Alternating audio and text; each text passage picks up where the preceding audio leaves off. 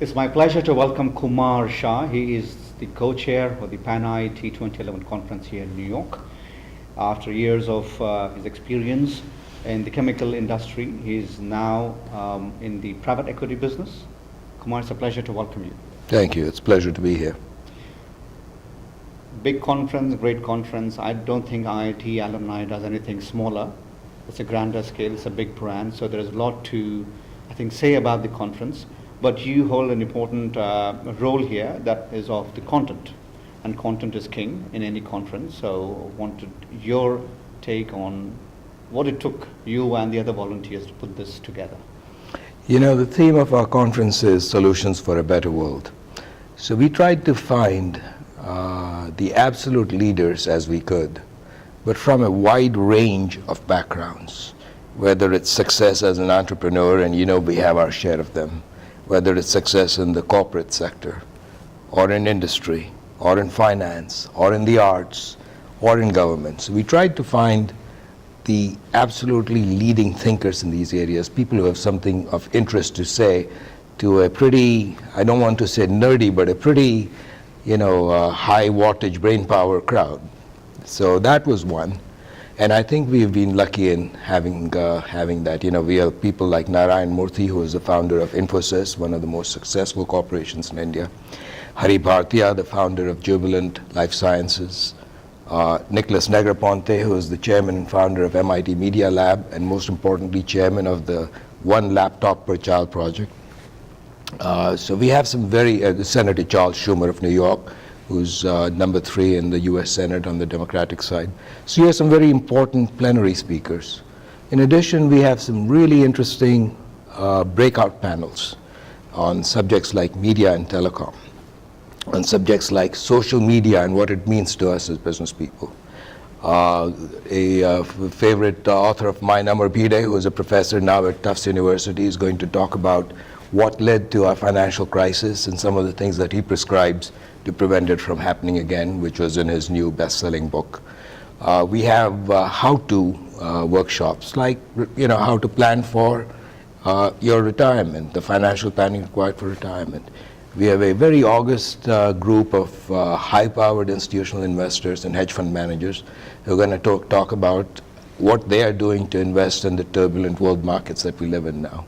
So a sort of mix of inspiring speakers, some can-do stuff that we can learn from, and things of general interest. So we've tried to keep it a fairly wide-ranging one.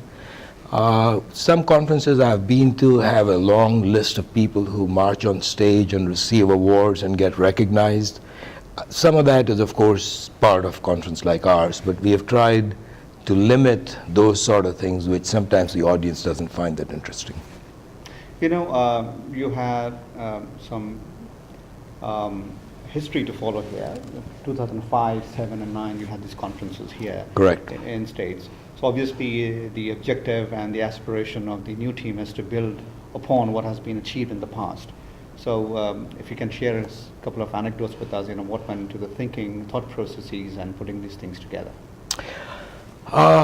We tried to, you want to be different and we hope better than past, but you don't want to break with our past because there is a continuum here. So we tried to find the right balance in that, and I think our speaker base reflects that.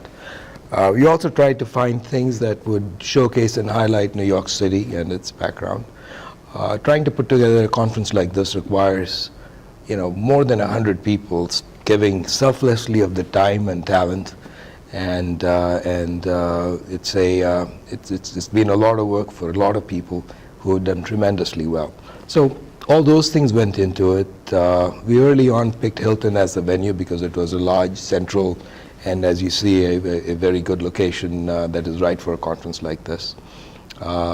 We had to go through some extensive fundraising because, our registration fees are $200 or so, and it costs $500 to $600 per person to put on an event like this.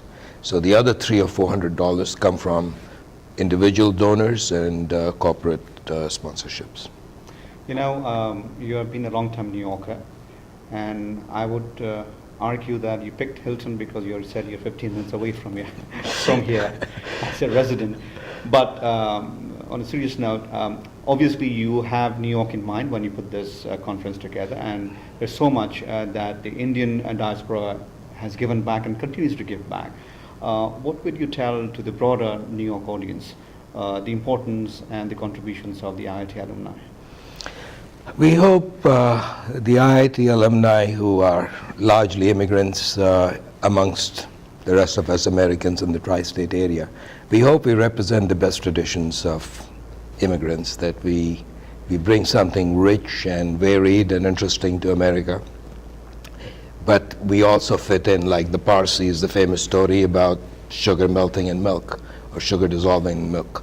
So we hope we do that, and I think we do.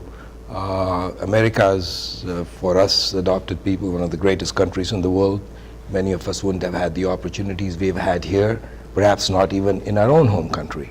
So we hope we give back as much as America has given to us. Kumar, congratulations again. Thank you. Thank you.